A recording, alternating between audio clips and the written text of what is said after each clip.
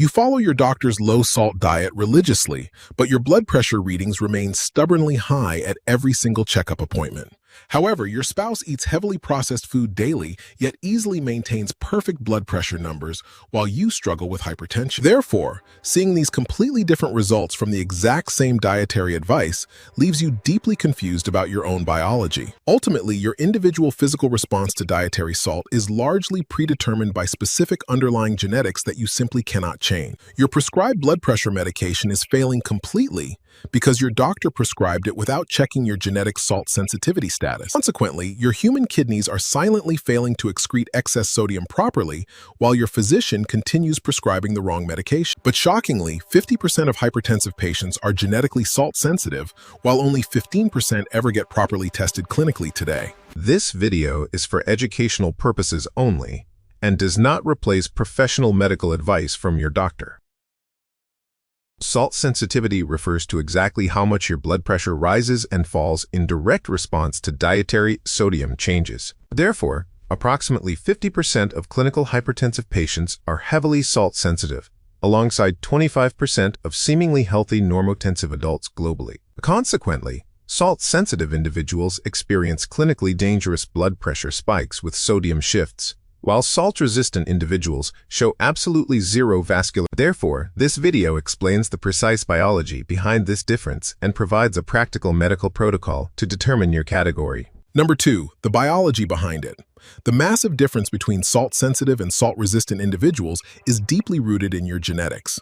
Salt-sensitive individuals possess a significantly reduced biological capacity to excrete excess sodium efficiently through their kidneys when dietary intake increases. Consequently, when dietary sodium is chemically retained, water aggressively follows it, expanding total blood volume and driving your pressure higher. Conversely, salt-resistant individuals rapidly upregulate their renal sodium excretion when dietary intake rises, successfully maintaining stable blood volume and pressure. Therefore, this critical physiological difference is completely driven by specific genetic variants inside the biological system governing fluid regulation entirely. Specifically, mutated variants in genes encoding angiotensinogen and aldosterone synthase are directly associated with heightened dangerous salt sensitivity in patients. Furthermore, Black adults demonstrate significantly higher baseline rates of salt sensitivity, a major factor contributing to higher clinical hypertension prevalence. Consequently, aging adults and patients with chronic kidney disease show progressively impaired renal sodium excretion capacity,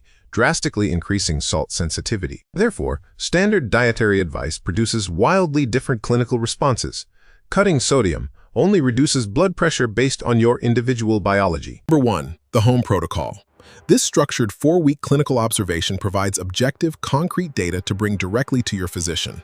For the first 2 weeks, you must strictly limit your total sodium intake to measure your exact biological physical response. Therefore, aggressively keep your consumption under 1,500 milligrams per day utilizing careful nutritional label reading and dedicated home cooking. Furthermore, you absolutely must measure your resting clinical blood pressure exactly twice daily to gather statistically significant and reliable data. Consequently, accurately record every single reading in a written medical log, once in the morning and once in the evening. But always sit quietly for 5 full minutes before measuring, and exclusively use a clinically validated modern home blood device. However, during the following 2 weeks, immediately return to your usual diet while continuing blood pressure measurements at identical times. Therefore, if your average blood pressure was exactly 5 millimeters of mercury lower during sodium restriction, you possess salt sensitivity. Consequently, this exact reduction of 5 millimeters of mercury remains the universally accepted clinical benchmark